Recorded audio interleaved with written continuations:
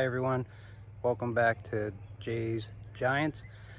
Today, just going to give you a little update on where the plants are.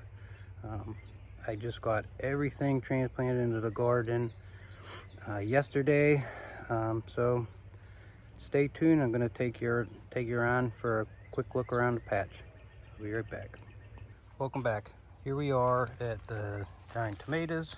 Right now I only have 4 plants in. Trying to stagger them so I don't get them all ripening at the same time. Got a little mega bloom starting right there. This one has a nice mega bloom. It'll focus.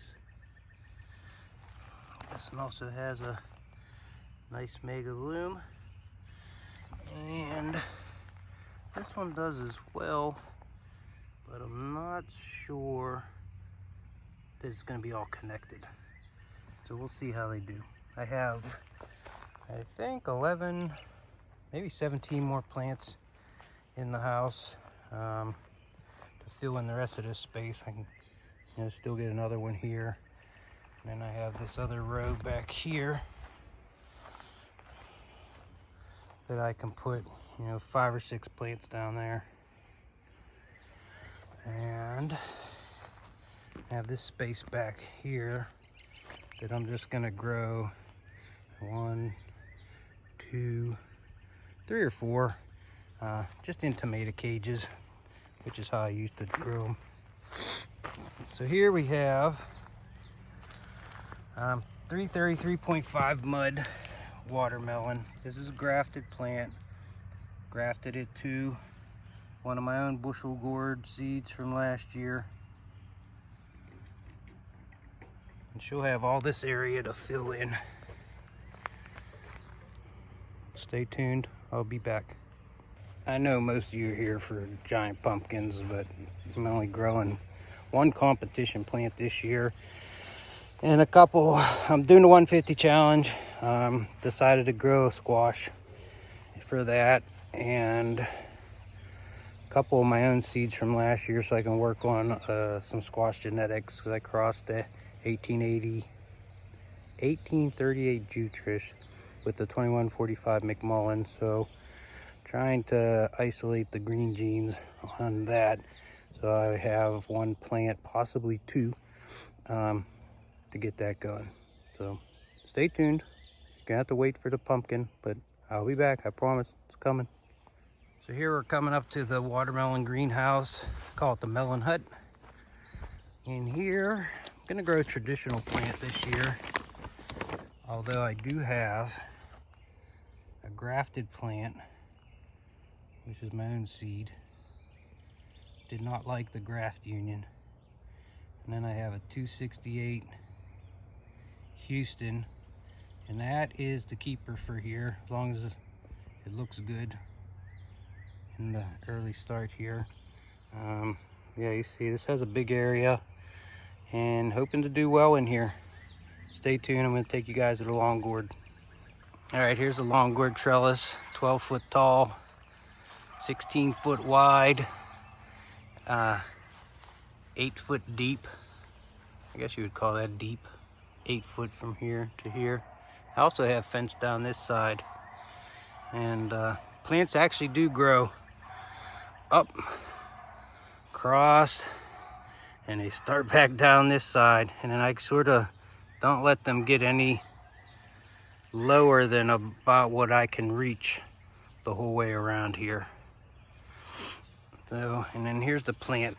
This is the world record 173.25, grown by Mr. Eaton. Plant right now is beautiful. I just put it in here yesterday. I'm gonna let it grow along the ground here, and hopefully it'll root in 3 or 4 times before she starts the journey up the trellis. And hopefully this year I'll be digging a nice hole down there somewhere, because she gets too long. All right, stay tuned. Okay, so we're coming up to another melon bed. In this one I have the 301.5 McCaslin. And just put her in here yesterday. This one has no soil heating cables, no nothing. You can see the temp, it's right around 70 degrees, maybe a tad under. But I think she's gonna do good. It's a big area here to fill in, and I have my fingers crossed that I'll be challenging the state record again this year. Hold on.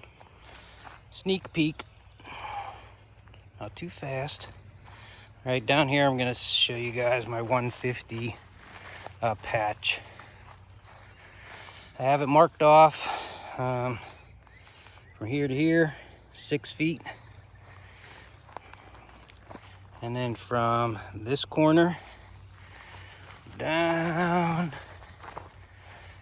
to here, 25 feet. And then 6 feet from here to here. So we got 6 by 25, which makes 150 square foot. And I've had some issues getting squash plant going. So yesterday, I finally had a 1429. I don't know how to pronounce this. Sojin.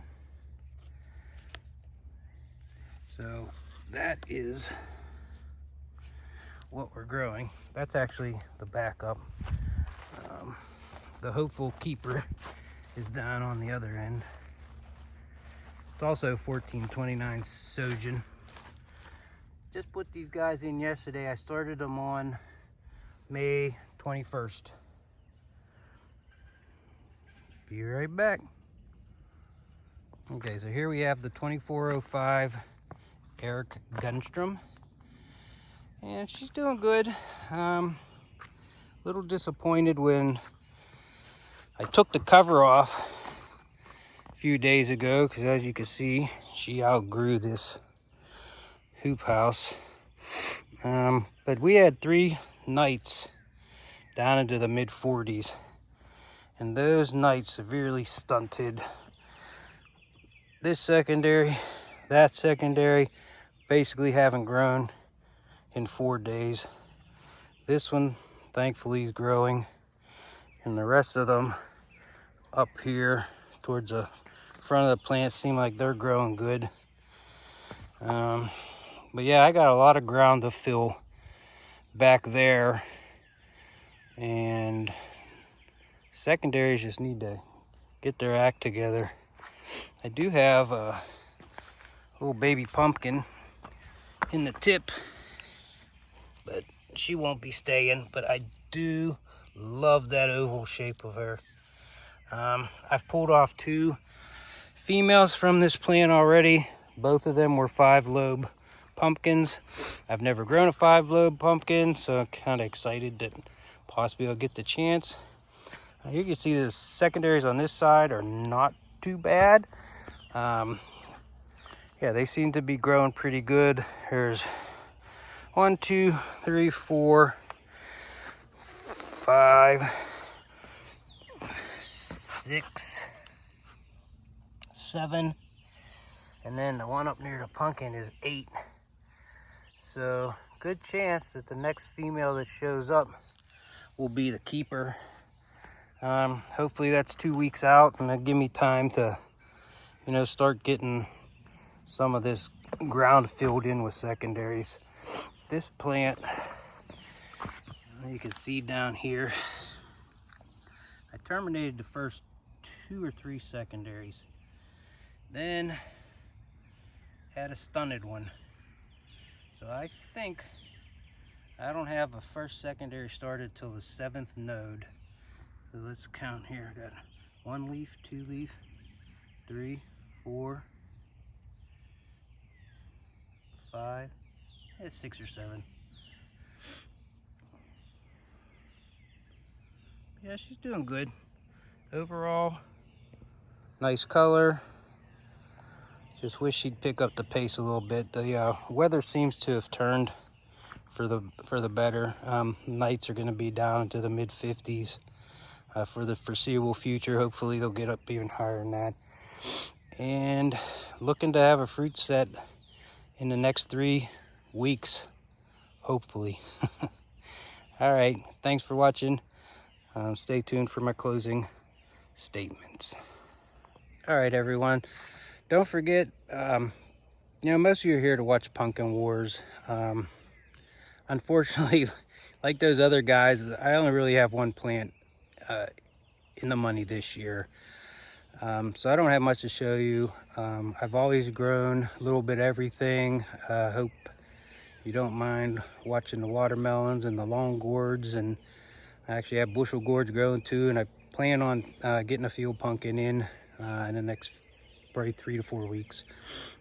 Anyways, I hope you enjoyed the video.